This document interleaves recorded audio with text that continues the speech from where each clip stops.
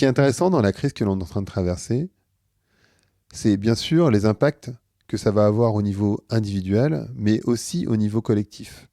Et aujourd'hui, je reçois David Geiss, qui est l'auteur d'un livre qui s'appelle Slow Democracy, qui est normalien, énarque, professeur de philosophie politique à Sciences Po, qui est également professeur de culture générale pour passer le concours de l'ENA à Sciences Po. Et avec David, on discute de la mondialisation demain. Essayer de comprendre quel a été le rôle de la mondialisation, essayer de comprendre ce qu'on doit apprendre de cette crise, essayer de comprendre aussi si on doit revenir au local, si on va pouvoir revenir à une forme de normalité, essayer de comprendre aussi le rôle des différents métiers dans l'économie aujourd'hui.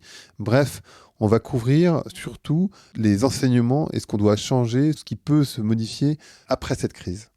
Je vous laisse avec cette conversation. Allez, Vlan, c'est parti.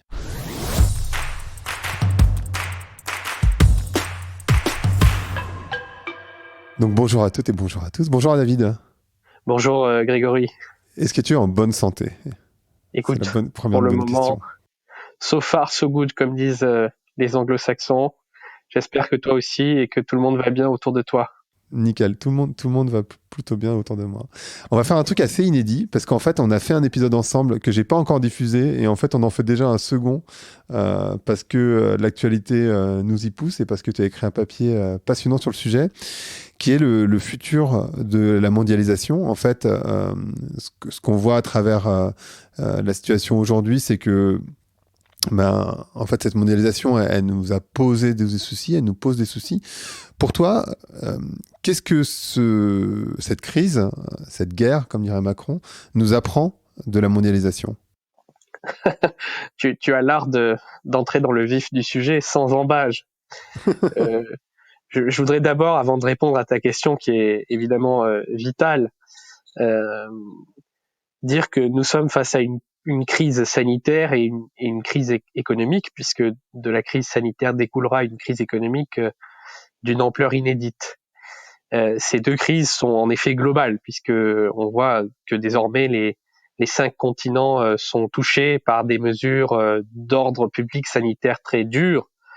Il y a près de 2 milliards d'individus qui sont confinés dans leur domicile et afin d'éviter la propagation de l'épidémie et surtout cette fameuse courbe qu'on a pas mal montrée dans les médias, d'une explosion des cas qui entraînerait la saturation des capacités hospitalières. Donc tous les efforts aujourd'hui doivent être concentrés sur la réduction, disons, de la propagation de l'épidémie, l'écrasement de la courbe, et puis aussi sur des mesures d'urgence économique qui évitent à la fois les licenciements qu'on commence à voir par millions aux États-Unis.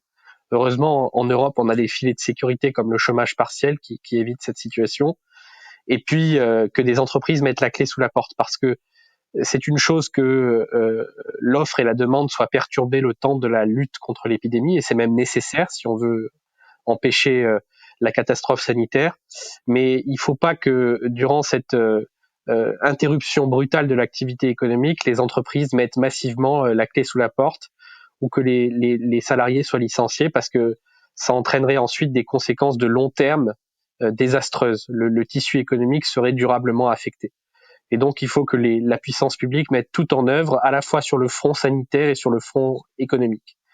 Cela étant dit, et j'en reviens tout de suite à ta question, ça ne doit pas nous empêcher de réfléchir à l'après, de mettre un peu de profondeur dans ce qui se passe. Et effectivement, je pense qu'on ne peut pas comprendre ce qui se passe sans réfléchir à la question de la mondialisation. Alors, qu'est-ce que c'est que la mondialisation? Depuis 40 ans, c'est une augmentation générale des interdépendances. On connaît bien les interdépendances économiques, on le voit avec l'augmentation des échanges commerciaux, par exemple, la levée des barrières douanières qui est continue depuis 40 ans. On le voit aussi avec l'intégration financière depuis les années 80. Les systèmes financiers sont très imbriqués les uns avec les autres. Et puis on le voit aussi avec l'augmentation de la mobilité des personnes. J'ai un chiffre en tête, les flux touristiques, qui sont un bon indice de cette mondialisation. 1,4 milliard de personnes ont pris l'avion à des fins touristiques dans le monde en 2018. Donc on voit qu'il y a des interdépendances qui sont très fortes. Et forcément, quand il y a une faiblesse, un accident qui intervient en un point local du système, Si cette faiblesse n'est pas détectée rapidement ou contenue rapidement, eh ben ça peut entraîner une crise globale. On l'a vu en 2008 avec la crise des subprimes. Il y avait sur le marché du logement américain de plus en plus de ménages qui, à cause de la crise immobilière, n'arrivaient plus à rembourser leur crédit. Sauf que souvent, ces crédits hypothécaires étaient adossés à des actifs financiers. Et ces actifs financiers étaient transmis d'établissement financier à établissement financier par le jeu des imbrications de bilan. Et donc, quand le marché du logement américain s'est effondré, il y a eu des effets en cascade qui nous ont menés à la fois à la crise financière qu'on connaît, à une grave crise économique, une récession, et puis même à la crise des dettes souveraines en Europe. Et ben, même si c'est un domaine complètement différent, l'épidémie que nous traversons, que nous connaissons aujourd'hui, la pandémie même, puisque c'est un phénomène mondial de coronavirus, c'est exactement la même mécanique de propagation. C'est-à-dire qu'il y a eu un premier foyer de transmission dans la ville de Wuhan, en Chine, dans la région du Hubei. On ne sait pas encore exactement quel a été l'animal qui a assuré la transmission à l'homme, qui a assuré ce qu'on appelle le passage de la barrière des espèces entre l'animal et l'homme. Mais ce qui est certain, c'est que ça s'est produit au marché des animaux de Wuhan et que très rapidement, dans cette ville, on s'est retrouvé en présence d'un foyer épidémique. Et comme les autorités chinoises n'ont pas détecté le problème suffisamment tôt, et ensuite on manquait de transparence sur la réalité de ce virus, on étouffait les données, détruit des preuves, pourchasser les médecins qui étaient des lanceurs d'alerte, eh bien l'épidémie s'est propagée très vite, à la fois dans toute la Chine et surtout dans le monde entier. Il y a un site que je vous recommande qui est le site du New York Times qui a construit une infographie de la diffusion dans le temps du virus. Et qu'est-ce qu'on voit qu'il a fait ce virus, si vous me pardonnez cette construction de phrase un peu maladroite. Eh bien, il s'est diffusé selon les routes de la mondialisation. C'est-à-dire que il s'est propagé dans les grandes villes chinoises en empruntant les voies terrestres, puisque les porteurs voyageaient en train ou en avion à l'intérieur de la Chine, et il s'est propagé dans le reste du monde en empruntant les voies aériennes. Et c'est pas un hasard si les principaux foyers épidémiques qui sont apparus, par exemple en Europe ou aux États-Unis, c'est d'abord autour des grands aéroports ou des hubs touristiques et commerciaux. L'Italie du Nord, c'est à la fois un hub touristique parce qu'il y a des centaines de milliers de visiteurs en provenance de la Chine qui visitent cette région chaque année, mais c'est aussi un hub industriel. La Lombardie, c'est une région industrielle très ouverte sur le monde, une puissance exportatrice, et les premiers malades sont arrivés dans ce hub. Et ensuite, on voit que le virus se diffuse dans l'arrière-pays. Et là, il se diffuse dans l'arrière-pays avec d'autres mobilités qui prennent le relais, qui sont pas les mobilités transfrontalières de la mondialisation, mais qui sont les mobilités locales ou régionales. Par exemple, pourquoi est-ce que le virus a autant sévi dans des petites villes en Italie comme Bergame ou Brescia? C'est pour la raison simple que beaucoup de travailleurs qui travaillent dans l'agglomération de Milan, où il y a eu le premier foyer, eh bien, chaque jour font des trajets entre les petites et moyennes villes dans lesquelles ils vivent et l'agglomération de Milan. Et ils ont vraisemblablement diffusé ce virus sans le savoir, bien sûr, puisque la plupart étaient porteurs sains dans leur cellule familiale. Et ensuite, comme il y a beaucoup de solidarité intergénérationnelle en Italie, que les personnes âgées, même très âgées, on les garde dans les familles, alors que dans d'autres pays, on les met plus souvent en établissements spécialisés, eh bien malheureusement, ces personnes ont été contaminées beaucoup plus fortement, ce qui explique probablement la surmortalité qu'on constate en Italie et qu'on commence aussi à constater en Espagne, où on a le même phénomène. Mais tout ça pour te dire que la mondialisation n'est évidemment pas la cause de la diffusion du virus, mais elle constitue ce qu'on appelle dans le langage écologique un milieu propice, puisque tu vois bien que toutes les cases ont été cochées. D'abord, comment est-ce que ce virus se transmet de l'homme à l'animal? Eh bien, c'est parce que on multiplie les points de contact entre la faune sauvage, dans laquelle peut apparaître ce type de virus, de microbes en général, et l'homme, à la fois par la monoculture intensive, par la contrebande d'animaux sauvages.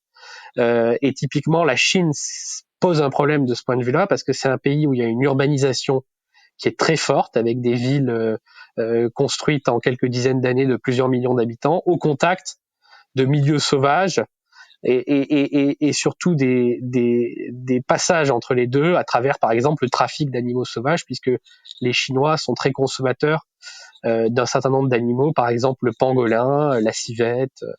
On a déjà parlé de ces choses-là. Donc, tu as un passage qui peut se faire dans ce contexte d'urbanisation. Et ensuite, évidemment, les mobilités transfrontalières se sont chargées de diffuser l'épidémie au reste du monde. Et d'ailleurs, tu remarqueras que dans l'histoire, quand il y a eu des diffusions massives d'épidémies, c'est souvent parce qu'il y avait des circulations. Alors, c'était soit des circulations liées au voyage et à l'économie, soit des circulations liées au mouvement de troupes. Mais par exemple, quand la grande peste s'est diffusée au XIVe siècle en Europe, c'était à la fois à cause des routes de la soie, c'est-à-dire des voyageurs de commerce qui avaient ramené le germe de l'Extrême-Orient vers l'Europe, et puis on soupçonne aussi les troupes mongoles qui ont, comme tu le sais sans doute, assiégé l'Italie et qui ont possiblement transmis aussi le microbe. Et puis, plus près de nous, la grippe espagnole dont on parle beaucoup en ce moment, puisque c'est la précédente très grave crise sanitaire mondiale, 1918-1920. Là encore, ce sont vraisemblablement des soldats américains en provenance du Kansas qui ont diffusé l'épidémie en Europe. La différence entre la grippe espagnole, par exemple, et le coronavirus, c'est la rapidité de propagation. C'est-à-dire que au XIVe siècle et même encore au début du XXe siècle, les mouvements se faisaient essentiellement par voie terrestre ou par bateau. La grande peste, elle a mis 15 ans à peu près à arriver en Europe. La grippe espagnole, elle a mis 1 an et demi. Aujourd'hui, le coronavirus, à partir du moment où il s'est déclenché en Chine, quelques jours après, en quelque sorte, il y avait déjà des cas à l'extérieur de la Chine. Et ça, c'est évidemment lié au transport aérien.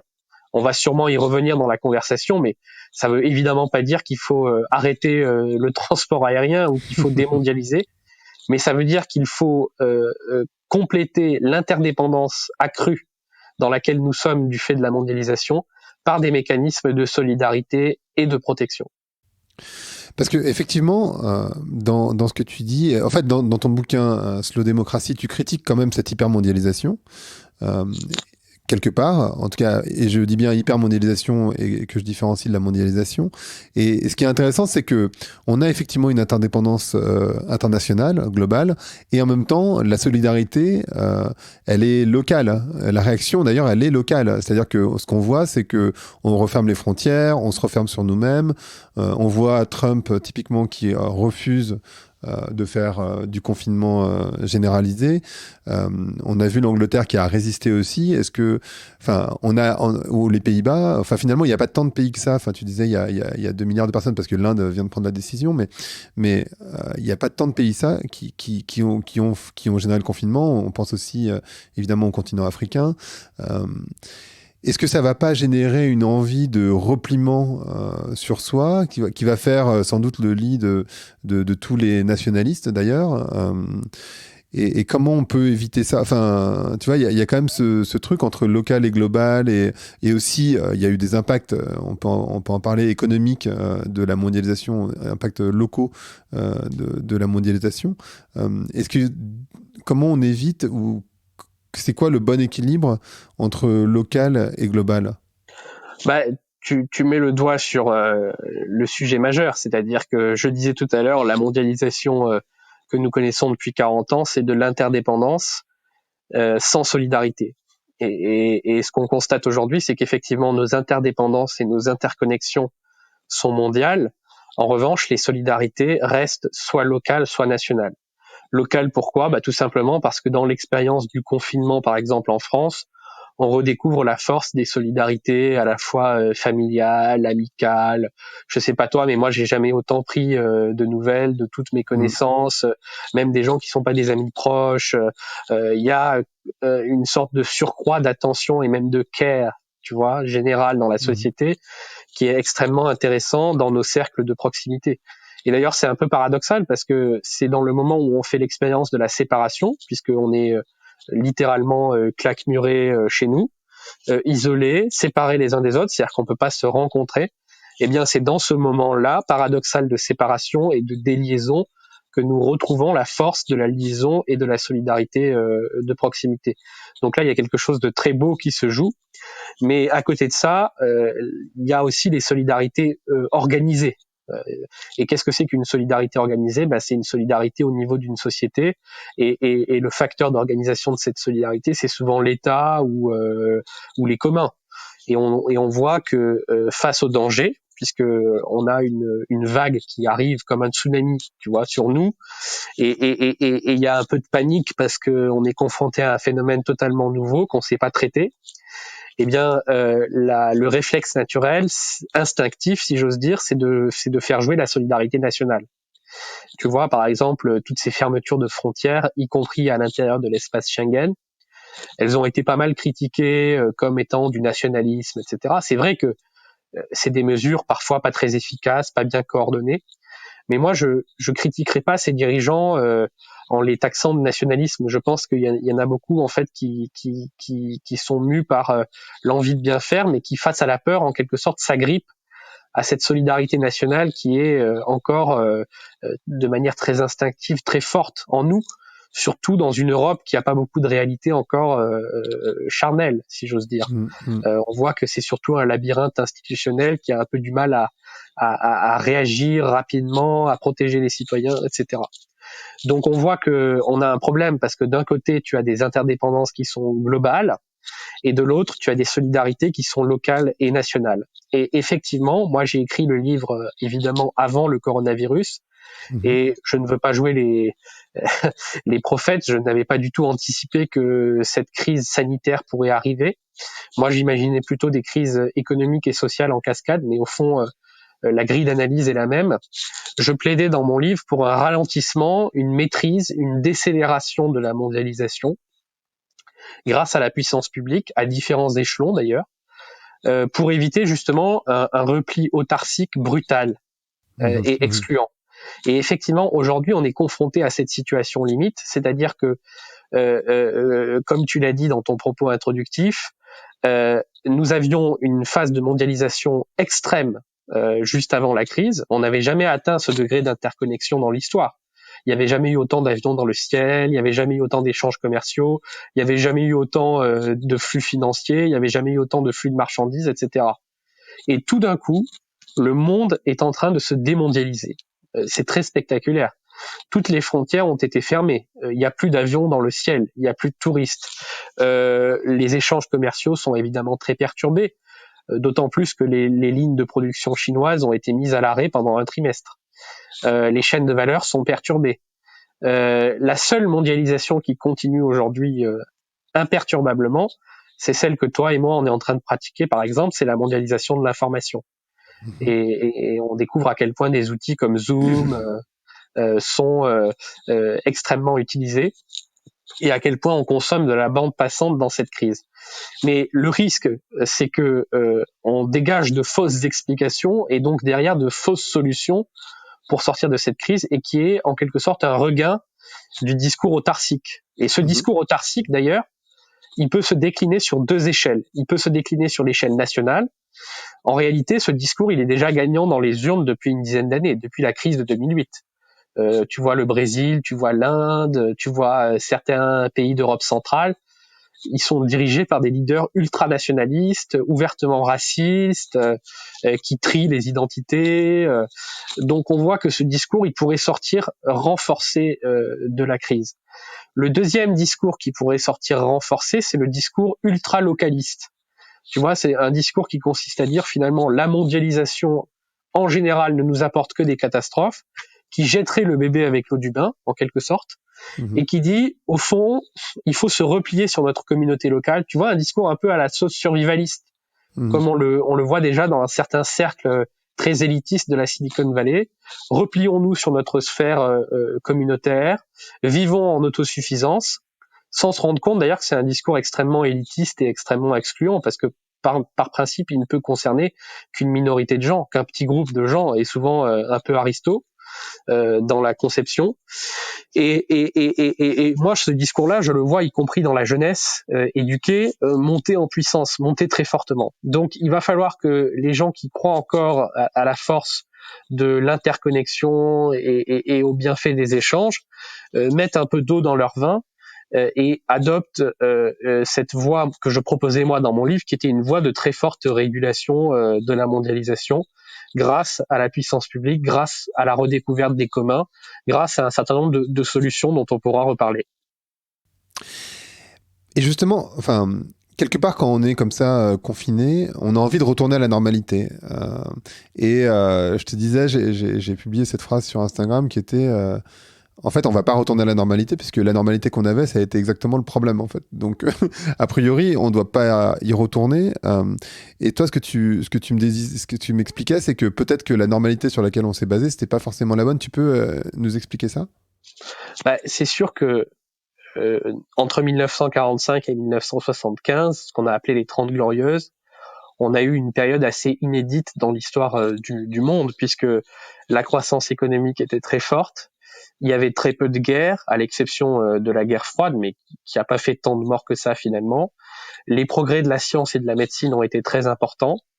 Et il y a eu une sorte de libération des individus et même une libération sexuelle à la fin des 30 Glorieuses, une libération, disons, vis-à-vis des schémas patriarcaux, de l'autorité, etc. Depuis 1975, la situation c'est un peu compliquée parce que la croissance est moins forte, il y a un peu plus d'incertitudes géopolitiques, etc. Mais globalement, on peut dire que nous avons vécu entre 1945 et aujourd'hui dans une sorte de bulle cognitive où la situation que nous jugeons normale, en réalité, n'est pas normale à l'échelle de l'humanité.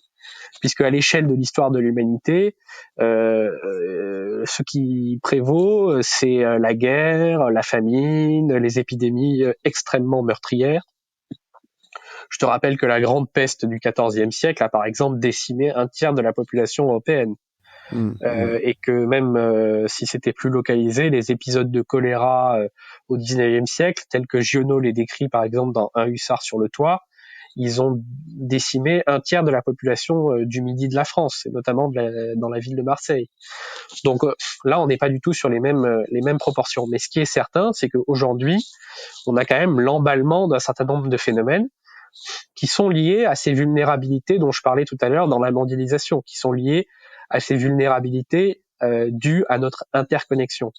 Aujourd'hui, le malheur, en quelque sorte, nous vient de l'infiniment petit, puisque c'est un microbe, un agent pathogène qui s'est propagé à la vitesse de la lumière, en quelque sorte, sur toute la surface du globe.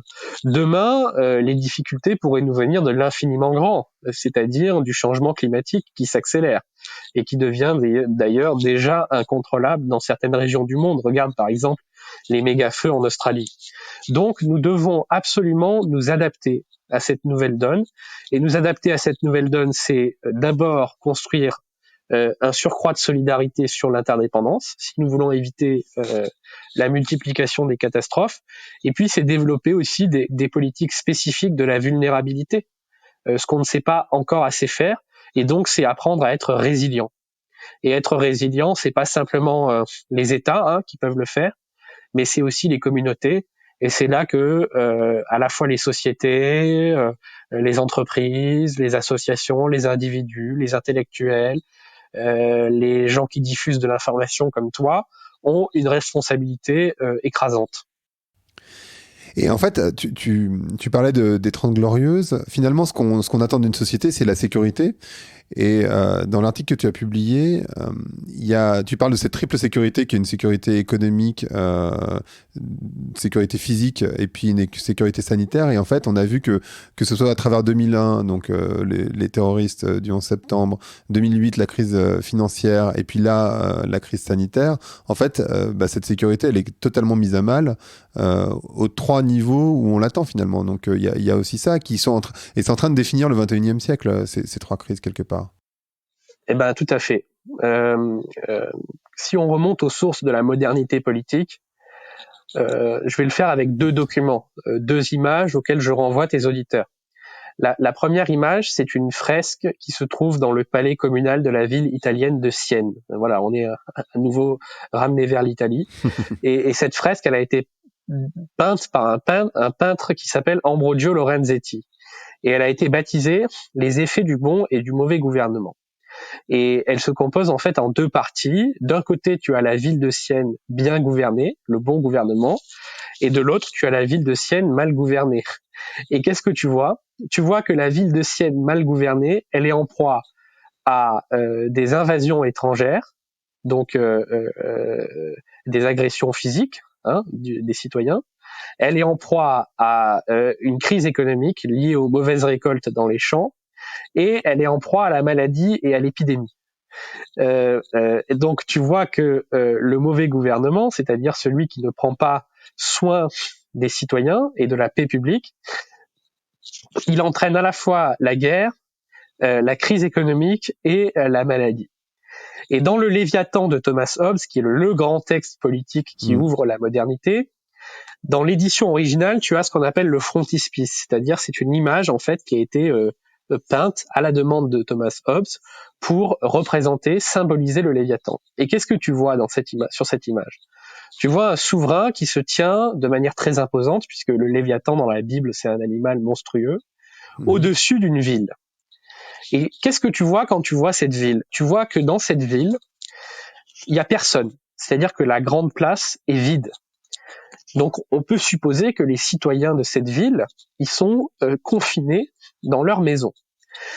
Si tu regardes de plus près avec une loupe, tu vois qu'il y a quand même quelques personnes qui se promènent sur la place, qui est déserte par ailleurs.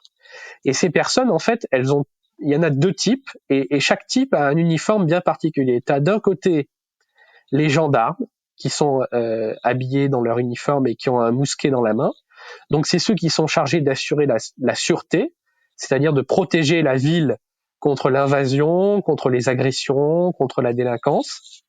Et tu as des médecins, et là tu peux les reconnaître très facilement parce qu'ils ont un masque à bec, tu sais, ces très longs becs qu'on utilisait durant le Moyen-Âge et la Renaissance pour protéger les médecins et les soignants de la peste. Donc, qu'est-ce qu'elle symbolise, cette image ? Elle symbolise qu'au fond, la finalité absolue de l'État, de la puissance publique, c'est de protéger les citoyens de trois choses: de l'agression physique, donc d'une atteinte à la sûreté, de la crise économique et sociale, donc d'une atteinte à la sécurité, puisque la sécurité, c'est l'absence de crise, et d'une atteinte et de les protéger aussi de la maladie et de l'épidémie, donc d'une atteinte à la santé. Eh ben, ce qui est intéressant, c'est de voir que nous sommes actuellement dans une crise qui met en jeu la santé.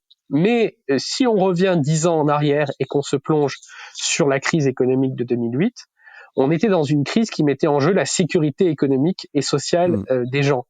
Et si on remonte encore 10 ans en avant, au 11 septembre 2001, et à la vague d'attentats terroristes qui a suivi cette attaque sans précédent sur Manhattan, eh ben, on a mis en jeu la sûreté physique des gens.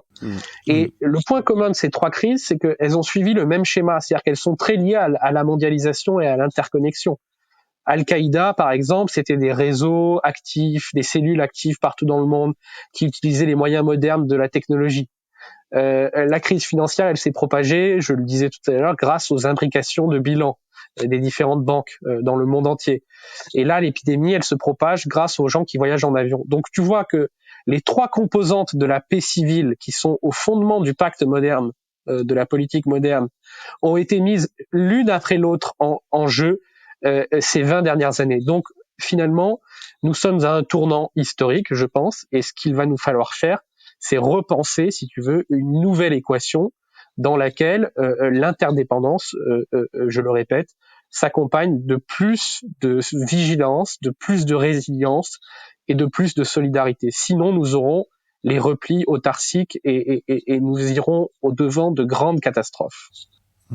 Et justement, quelque part, il y a un certain nombre de critiques qui disent que là, c'est l'Occident qui pose le genou à terre par rapport à finalement l'Orient ou en tout cas l'Asie, qui s'en sort plutôt grandi finalement, en tout cas qui aujourd'hui, même si tu l'as dit au début, la Chine n'a pas été très transparente sur les conséquences et sur la gravité de la problématique. En quoi ça peut être une opportunité ou une chance, ce qui nous arrive en fait? Ce qui nous arrive ne sera une opportunité ou une chance que si nous sommes capables de transformer cette expérience en une véritable leçon pour la suite. Moi, ce qui me fait peur, c'est que on surmonte plus ou moins bien cette crise et qu'il y ait un retour à la normale qui se fasse à plus ou moins brève échéance, comme après la crise de 2008. Tu vois, sans qu'on se pose les questions fondamentales et structurelles. Tu vois, après la crise de 2008, par exemple, on s'est pas du tout posé les questions fondamentales de l'avenir du capitalisme, de sa régulation, de son lien avec la transition écologique, etc. On a déclenché l'extincteur pour éteindre l'incendie, et je dois reconnaître qu'on l'a bien fait, notamment grâce aux banques centrales. Mais le paradoxe, c'est qu'on l'a tellement bien fait, si tu veux, qu'on ne s'est pas posé les questions qui fâchent. Tu vois, et donc tout est revenu à la normale. En tout cas, c'est ce qu'on croyait, parce que si tu veux, dans la société, il y a eu des séquelles très importantes. Et une partie de la crise démocratique qu'on vit aujourd'hui, avec la montée en puissance des populismes, avec le désengagement vis-à-vis de la politique, est très liée aux effets de cette crise de 2008. Tu vois. Donc le grand risque qui nous guette après la crise que nous traversons, dont encore une fois je ne sais pas quand ni comment nous allons en sortir, c'est que nous ne soyons pas capables de la même manière d'en tirer les conséquences et les leçons, et que par conséquent nous retrouvions l'illusion d'une normalité alors que la société, dans ses entrailles, continue de se détériorer et de se déglinguer, que le changement climatique continue de s'accélérer et que finalement nous continuons notre course vers l'abîme. Et justement, c'est ça qui peut être. Enfin, moi, c'est ce qui me fait peur aussi. J'aimerais comprendre comment on peut éviter ça d'abord, évidemment. Mais c'est vrai que quand on regarde la gestion de la crise en France, par exemple, où la crise est arrivée en Chine en décembre. Donc, c'est pas comme si on n'était pas au courant. On aurait pu reconstruire des stocks de masques. A priori, c'est pas une question financière, c'est pas non plus une volonté de nuire du gouvernement. Donc c'est vraiment un sentiment. Alors je sais pas si c'est un sentiment d'impunité ou simplement une incapacité à mettre l'économie ou l'économique de côté ou la financiarisation du monde de côté. Mais ce qu'on voit, c'est que quelque part, ils ont ignoré le problème. Enfin, ils ont ignoré la situation. Donc, c'est intéressant de voir, parce qu'effectivement, ça semble être, bon, maintenant, avec le recul, c'est toujours un peu facile, mais être du bon sens de se dire, bah oui, en fait, là, il y a une crise en Chine, c'est évident que ça va arriver jusqu'en France, parce que, mondialisation oblige, ça va arriver, c'est une évidence. Donc, on reconstruit des stocks. Sauf que ces décisions, elles n'ont pas été prises. Donc, quelque part, il y a aussi je sais pas, comme si, pas une ignorance, parce que je pense pas que ce soit une ignorance, mais simplement une volonté de pas regarder quelque part. Moi, je me prononce pas tellement sur la gestion de crise parce que là, on est dedans. Non, bien Et je sûr. pense qu'il faut vraiment faire corps derrière à la fois les soignants qui sont héroïques, derrière toutes les les fonctions vitales dans la société. Je t'en dirai un mot tout à l'heure d'ailleurs si tu veux sur la hiérarchie des métiers que ça implique cette crise, et derrière nos autorités publiques. Et à leur décharge, je voudrais quand même dire une chose, c'est que les Chinois ont quand même dissimulé l'ampleur du problème au début. Ils ont détruit des preuves scientifiques, ils ont empêché certains médecins de s'exprimer, et donc l'information, notamment durant le mois de décembre, qui ont été très utiles, cette information, elle n'est venue en Europe que de manière très parcellaire. Et donc effectivement, il peut y avoir un effet d'accélération qui a pris tout le monde de court. Je voudrais te dire une chose sur les métiers, parce que c'est intéressant de voir ceux qui restent au contact dans la crise que nous vivons. Beaucoup de gens, notamment ceux qui peuvent télétravailler, ce que j'appelle moi les manipulateurs de symboles dans mon livre, tu vois, c'est-à-dire ceux qui au fond n'ont besoin que d'un ordinateur et d'un clavier pour produire de la valeur. Au fond, est-ce que c'est cette valeur-là qui est la plus importante pour la société ? En tout cas, c'est ceux qui ont le plus de zéros sur leur feuille de paye. mais c'est ceux qui aujourd'hui sont planqués chez eux en quelque sorte.